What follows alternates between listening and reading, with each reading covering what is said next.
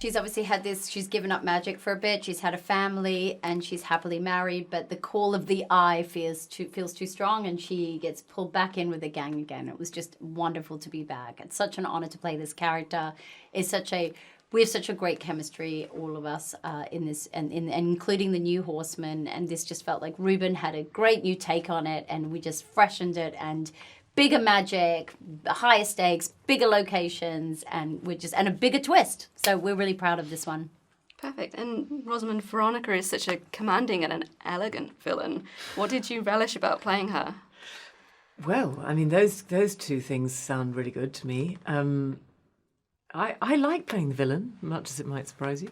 I enjoy the sort of, I suppose, drama is based on conflict, and I suppose I'm happy to be the adversary. I think what motivates a villain is interesting, but it's only interesting to me privately.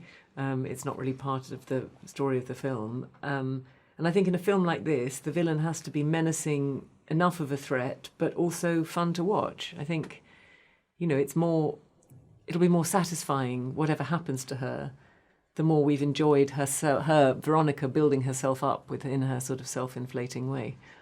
It was kind of wonderful to hate her in a way. Good. That was my aim. Yeah. There's a great scene in the French chateau where all of the horsemen kind of show off all of their tricks to each other, and it was done in one take. Oh, it's amazing. Can you talk me through how you did that?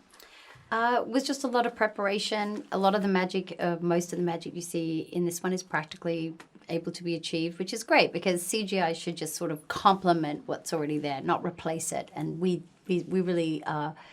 we practiced a lot. We had amazing magicians helping us. We were completely spoiled. And it was just a great feeling when we got it right. And an incredible cast, with you two included. You have a great scene with Woody Harrelson in the police station. What is he like to work with? Oh, I love Woody's work so much. And then to meet him, and he's such a warm-hearted, he throws himself into life wherever, his career takes him.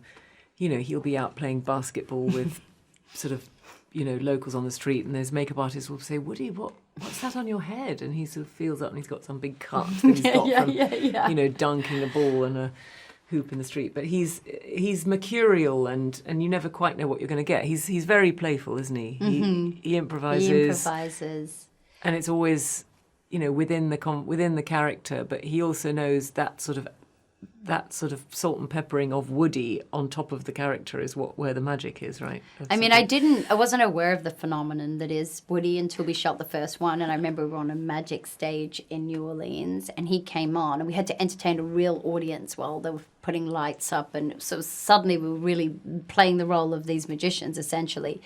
And Woody had them eating out of the palm. They were weeping at everything he said and roaring with laughter. And he could literally just I don't know, the smallest little micro expression and the audience, they love him. He's so lovable. He's so lovable, yeah, he is. And it's the chemistry between those four original horsemen that made me want to be in the film because, it's their chemistry that is so infectious and it's smart people doing smart stuff and we love that they've got a little bit of arrogance, not your character, but the others and but it's kind of backed up by skill, so it's nice to watch. And that's really why I wanted to be in it, because I thought these guys were all so great. It always looks like you have so much fun on set. Oh, yes. And the director, Ruben Fleischer, said to me, if you do this film, I promise you will have a good time. And you always take that with a pinch of salt, because actually, he doesn't know me. He doesn't know what kind of good time I like. But actually, we had a great time. Yeah.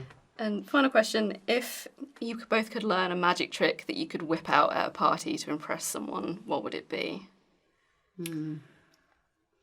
I love cards. I'd like to, but I didn't get a chance to work with our amazing card magician, Ben Seidman, yeah. He's so good. I saw his work close up, but if he could have taught me as he taught the boys, I would have loved it. And I guess my magic trick would be to be able to do a dinner party, but not be pouring sweat and red-faced when people come in, but instead have people come in and be more like your character and just be like, hi, welcome, instead of shopping, sit down, get yourselves a drink, I'm working. That's my dream. To be a really calm dinner party hostess. Oh, yes. I think that's everyone's trick. That's a magic trick. That's a great trick. It is an illusion. Isla Rosamund, thank you so much. Thank you. Lovely. Ladies and gentlemen, you're watching Hey You Guys! Hey, you guys! Hey, you guys! Hey, that's what they all say. Hey, you guys! Hey,